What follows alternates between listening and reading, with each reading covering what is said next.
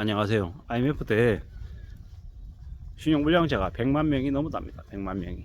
그리고 이번에는 그보다 더 심한 수준의 그 이제 채무불이행자 등재가 된다라고 하는데요. 뭐 신용불량자, 채무불이행자, 채무조정자, 뭐 잘 못 알아듣는 말일 수도 있겠지만 사실상 경제적으로 파산하고 더 이상 정상적인 삶을 살지 못하는 사람이다라고 보면 맞습니다. 뭐 그러다 보니까 4대 보험 적용 못 받고요. 뭐 대포통장 이용하고 대포폰 쓰고 뭐 그냥 인생에서 가장 이제 아래에서 이제 살고 있는 사람들인 거죠. 뭐 제가 이제 어제 한남자라고 하는 일본 영화를 봤어요. 한남자라고 하는 영화를 봤는데 좀 충격적이더라고요. 이제 신분 세탁하는 일들을 이제 주제로 한 영화인데 그 영화에서는 이제 두 부류의 남성이 나옵니다. 한 남성은 이제 살인자 아버지를 둔 아들입니다. 뭐 그러다 보니까는 그 자기 아버지하고 자신의 모습이 빼다박은 걸 보면서 살인자의 아들이기 때문에 자신이 뭐 남들에게 박수 받는 자리에 놓이는 걸 못 견디는 거죠. 아버지가 살인을 저질렀다고 해도 자신은 살인자가 아닌 건데 이제 그런 살인자의 아들이라고 하는 그 굴레를 그는 이제 쉽게 벗어나지 못하는 거죠. 그래서 도망자의 삶을 사는 거고 다른 사람의 이름으로 살게 되는 겁니다. 뭐 그러다가 사고로 이제 죽게 되는 거고 이제 그 다른 사람의 신분으로 살았는데 되려 그 시기가 그에게는 가장 행복했던 시간이었을 수 있겠다 라는 게 이제 관객으로서 이제 이제 제가 느낀 바죠. 우리가 태어나면은 부모를 선택할 수 없고 자식 태어났을 때 부모를 선택할 수 없잖아요. 근데 그 부모가 죄를 지었거나 아니면 부모의 삶의 모습이 아주 엉망이다.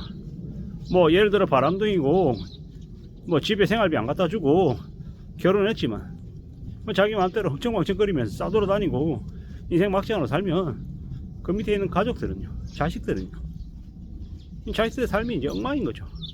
여자애들은 밖에 싸돌아다니고 뭐 뭡니까? 그냥 몸팔로 다니고 뭐 거의 뭐 술집 뭐 작부 같은 그런 삶을 살고 남자애들은 뭐 범죄자에서 하수인으로 이제 지저분하게 이제 살고 뭐 삶이 나아질 수가 있냐? 못 나아지죠. 그건 누구의 잘못입니까? 부모의 그 제대로 된 보살핌이 없었고 부모가 가정을 제대로 건사하지 못했기 때문에 이제 자식들이 이제 그런 암울한 처지에 이제 놓이는 거죠. 뭐 그 한남자라고 하는 그 영화 속에 그 작품 아래에서 그 나와 있는 그 남성 신분을 바꾸려고 발버둥 쳤고 그리고 아무도 모르는 곳에 가서 그렇게 살아온 삶 오죽하면 그랬겠나 라는 생각이 들더라고요. 그리고 또 한 부류는 어느 날 갑자기 사라져 버립니다. 갑자기 사라져 버리고 어디에서 무슨 일을 하면 사는지 모를 정도로 참 이제 막장으로 사는 거죠. 막장이 아니라 도망자의 삶을 사는 거죠. 뭐 일본의 드라마나 일본의 영화를 보면 그 도망자의 삶, 신분 세탁을 하는 사람들 그런 사람들을 많이 보는데 뭐 신분 세탁을 하는 사람들의 삶이 그렇게 대단하지 않을 수 있다. 별 대단한 사람이 아니다. 뭐 그리고 그들만 바꾸는 게 아니다.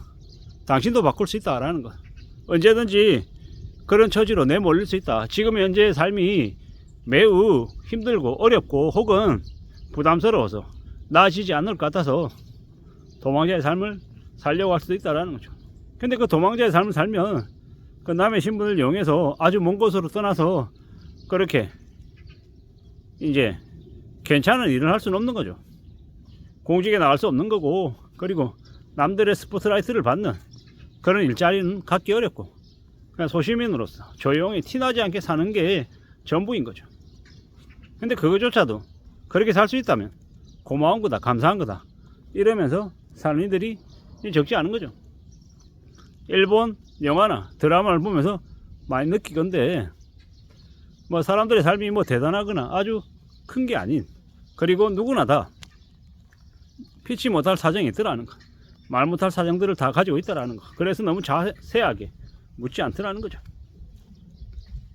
상처를 입고 있는 사람들 서로를 보듬어주기 위해서 애쓰는 경우도 있더라. 뭐 그리고 뭐 그 일본 그네들의 삶이나 우리의 삶이나 뭐가 특별하게 다르겠냐라는 거죠. 우리의 삶도 마찬가지다. 다들 힘들고 다들 어렵고 아픔을 한두 개씩은 다 가지고 있고 말 못할 사정을 다 가지고 있다. 뭐 그래서 그러한 것들을 너무 그렇게 색안경을 끼고 파헤쳐 가지고 따져보고 네가 맞니 내가 맞니 쟤는 왜 저러니 이렇게 할 필요가 있을까.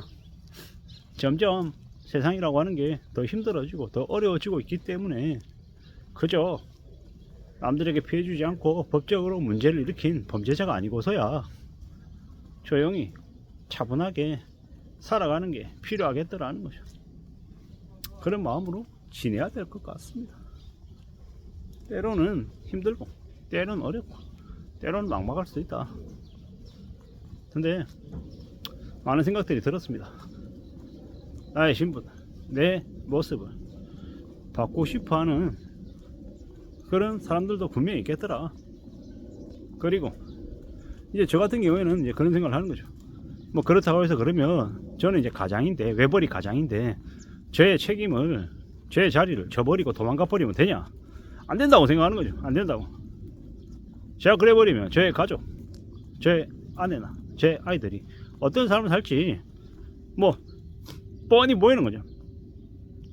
뭐 그러면 되냐? 안 된다라는 거죠. 절대로 그래서는 안 되는 거고. 뭐 다만 이제 일상생활에서는 많이 힘들고 많이 어렵고 답답할 수 있기 때문에 그러한 것들을 대리만족으로 저는 이제 영화를 보거나 드라마를 보거나 소설책을 읽으면서 잠깐 제가 아닌 그 소설 속에 드라마 속의 한 인물로 제가 이제 빙의해서 들어가서 그들의 삶을 이제 훔쳐보고 엿보고 하는 거죠. 관음하는 거죠.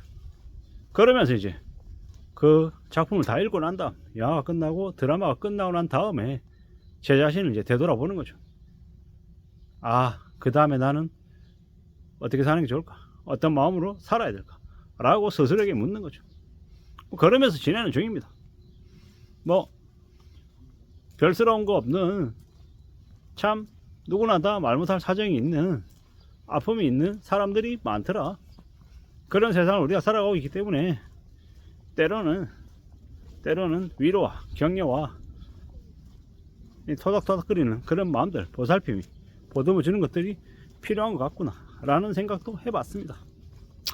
아무쪼록 뭐 일본 영화 한남자라고 하는 작품이 있는데 그 작품을 보면서 든 생각들을 두서없이 말씀드렸습니다. 시간이 되시면 한남자라고 하는 그 일본 영화를 보시면 좋겠습니다. 감사합니다.